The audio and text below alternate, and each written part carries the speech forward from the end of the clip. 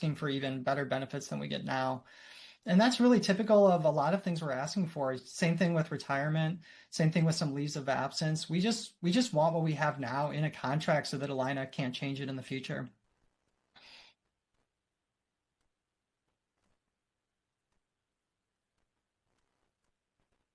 Quick question Hey, about oh, sorry. Yeah, go ahead, Alyssa. Oh, I was just asking since no one else was. I had a quick question about the non-competes. Are you guys, is your contract renewed every year?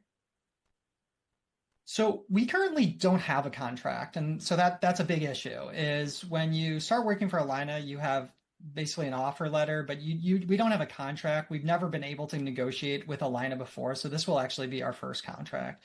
Oh, you mean And like individual physicians did not receive employment contracts previously? that's correct. Yeah, we have like Okay. employment agreements, and those have non-competes in them. So like when you originally sign your employment agreement, it could be 20 years ago, it could be 30 years ago. They are still enforcing those non-competes even though the law has changed. And there are no Yeah, like term limits on the agreements? That's I can correct. jump. I can jump in here. Yeah, so I can give you a personal example for me. I started with Allina 8 years ago, and I was required to sign an employment agreement. Essentially, if you read between the lines, well, really, no, it's actually right in there. Is really that agreement is there to protect Allina and not to protect us as providers. There is no timeline or time limit on the agreement of employment. Some people might refer to that as a living contract, but yes, there is non-compete language in there that we sign off on and that they hold people to, and it doesn't expire. We don't have to re-up it. And really a lot of language in there just says that Allina is allowed to change any components of that agreement at their discretion. Thanks.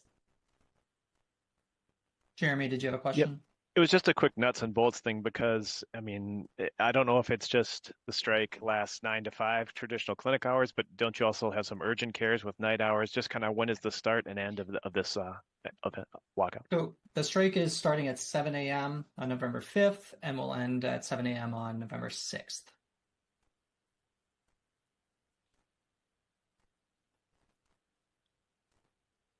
Hi, it's Erica Zurich from NPR News.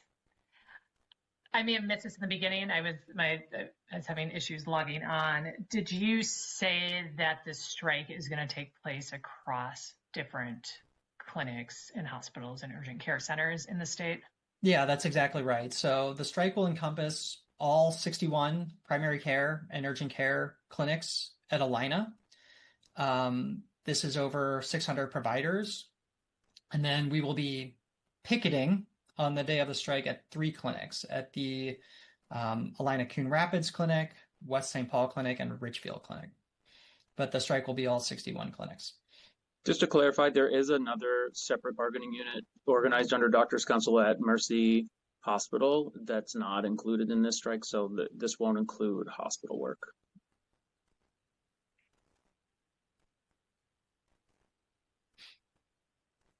Any other questions? I just wanted to ask one more. Sorry about the clinic closures and how they might have been a catalyst for this. Yeah. It sounds like that. I mean, how does that play into some of these other things you're talking about, like burnout and what have you? It sounds like this is a symptom of a problem in some ways. Well, I mean, we have a lot of our providers that were directly affected by those closures, providers that were laid off, providers that couldn't find a suitable job elsewhere in Allina, and then a lot of providers that are working in a different clinic in Allina. And that's, it's a big deal to have to change your work location and potentially lose a lot of your patients. And then it's also a huge deal to the patients. Some of these patients will be able to go, to travel to a new clinic, but a lot of patients, rely on public transport and won't be able to continue seeing their providers. So it's a really big deal to us and our patients. And I think that aside from that direct effect, it's a huge sign to us that something is very wrong with how Allina is operating primary care. Allina is a nonprofit charity that is paying its CEO $3 million and cutting off access to care for our patients. And, when you see something like that happen, at the same time you're at the bargaining table trying to make the best that you can out of primary care, I think it, really helps a lot of people get to the point where they realize like, hey, if we don't do something drastic, if we're not ready to talk about a strike, this is a company that doesn't seem prepared to change its ways, frankly. I'll just add maybe a little bit too. I'm at the West St. Paul Clinic, and we are close to the Inver Grove Heights Clinic, which will be closing. And there's a lot of concern at our clinic that we already have patients waiting to get in with providers here. As many folks have experienced, it takes a long time to get in with your doctor when you need to be seen. And we're already working people into our schedule, trying to double book patients, doing as much as we can to address that volume. But to your question about burnout, I mean, we've talked about here, we have limited staff. We've advocated for to really increase volumes in primary care. We need more staff in order to see patients. It's not just us. We're a whole care team. It's our staff that is overburdened as well. And we just can't keep adding volumes of patients without more resources. And so to see those resources being cut, like Matt said, when we're at the bargaining table, really saying we need more resources to deliver high quality care and get patients seen when they need to be seen is really disheartening.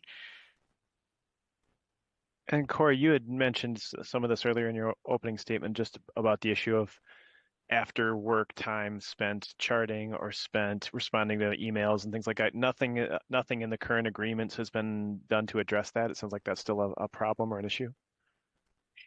Yeah, nothing in a meaningful way. We've really tried to address that in kind of multiple different ways with our proposals, trying to find a way that we can come together with Allina to really provide both adequate time and just recognition for that work that it's happening. Right now, that work, yeah, we're squeezing it in between patient appointments, or quite often into the evening hours. I've heard it termed pajama time that doctors are putting in, and that's one of the big drivers of burnout in primary care. We've seen that level of administrative work go up and up and up, and yet the demands for how many patients we are needing to see in clinic and how many hours of our time we need to fill with in-clinic appointments hasn't changed. There's not been a real recognition of how our work has ballooned over the past decade, really. Hi, it's Erica Zurich again from NPR News. I'm just curious, with everything that you're saying and possible Medicaid cuts coming down the pipe here in 2027, like, just from your perspective, what would an ideal day at work look like from you in terms of your workload and your patient work and how many patients that you see and your own work-life balance? And what would you like Allina to do to move even more forward in that direction? Yeah, I think that's a really good question. I think what I'll answer it more specifically, but I would say that what we want to see there, I think really also is what our patients want to see there. And so I think it starts with having enough staff to do our jobs. I mean, as Cora said, it's not just us, it's the nurses we work with, it's the clinical assistants we work with, the laboratory professionals we work with. And so I think it starts with coming to work and saying, okay, I have a team that we're going to work together with to take care of a patient. And so while I'm in the exam room with a patient, I have a team that's able to look at phone calls and messages and handle some of them, triage some of them to me. I have nurses that are going to be able to come in and give education to patients while I kind of see the next patient. So to answer your question, is like, I want to come into work. I want to have a team that's ready to go to see a patient. So when I see a patient, I'm really able to focus on what they're there for, what their needs are, without really having to be distracted by things like paperwork and kind of in-basket type messages. And then when I'm finished with my patient, I want the nurses I work together with to be able to come in and give the patient immunizations and, provide education if needed. And then that patient goes to the lab, gets their labs quickly, and is out the door. If they need to schedule an appointment, I'd love the front desk to say, oh yeah, hey, Dr. Hoffman has an appointment available next week, because we have lots of people working in primary care, lots of people that are ready to see patients. I mean, that I think is what I want. I think that would make lots of us very happy. But I'd be curious to hear Nick and Cora address that as well. Yeah, I'll jump in. I would like to work in an environment where I didn't have to be adept at using the fax machine and the copy machine, because I have to do that work on a regular basis by myself. We have this concept at Allina that they're now calling team rooming, and that concept came from not having enough nurses. And honestly, team rooming is the word or the phrase that they use to refer to when there's more doctors in the building than nurses, and that should never happen. Our nurses are also getting burned out and overworked. In pediatrics in particular is a very nursing heavy specialty. There's a lot of prep and things that have to do to get the patient ready in the room before I walk in. There's a lot of things that have to happen after I leave the room. And time and time again, we see promises, but changes that are short-lived or not seen through at all. We see little improvements of this stuff here and there, but really, the other thing that Matt and Cora have brought up is the amount of paperwork, and we're trying to, with multiple ways with the contract, trying to make that better, is just to make some protected time for us to get paperwork done. I'd like to personally see, there is some of this, and we've been seeing it, but there's a lot of ground we could make with just better use of technology to make our working more efficient, make the tools we already have more efficient.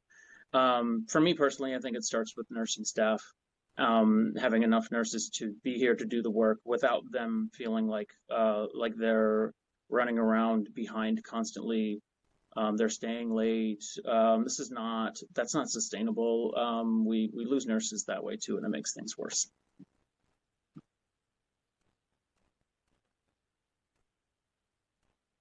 Thank you for answering the question. Yeah. If I may jump in with one more, I don't know if you or if a union official could address it, but there was a mention of scope and history and the size of this event being significant. And I don't know where that information came from, if anyone has a sense of if this would be the largest of its kind in terms of the number of doctors involved, but I just wanted to get a little more sense of where that notion came from. Yeah, well, we know we're the largest union of private healthcare providers in the country. By healthcare providers, we're talking about doctors, NPs, PAs.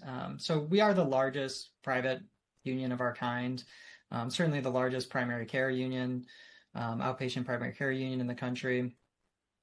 We know there's been a handful of strikes of healthcare providers in the past, but there just hasn't been any near this scale ever. That we're aware of, and I did some research before this and just kind of double checked, but yeah, certainly nothing close to 600 plus primary care providers. This is also, I believe, the first time in Minnesota history that physicians have called a strike. Yeah.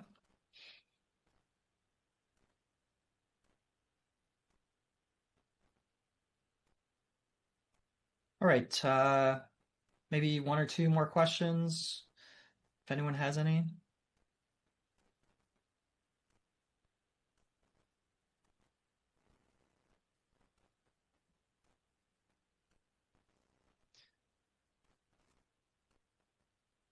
Okay, well, as I said, we are going to be bargaining on October 29th and November 3rd. We do plan to release some information to press after those bargaining sessions to keep people updated. We really appreciate everyone coming. And again, we hope that we can avoid this strike. We hope we can get together with Allina and really see them come to the table and make some improvements in primary care. Thanks a lot, everybody.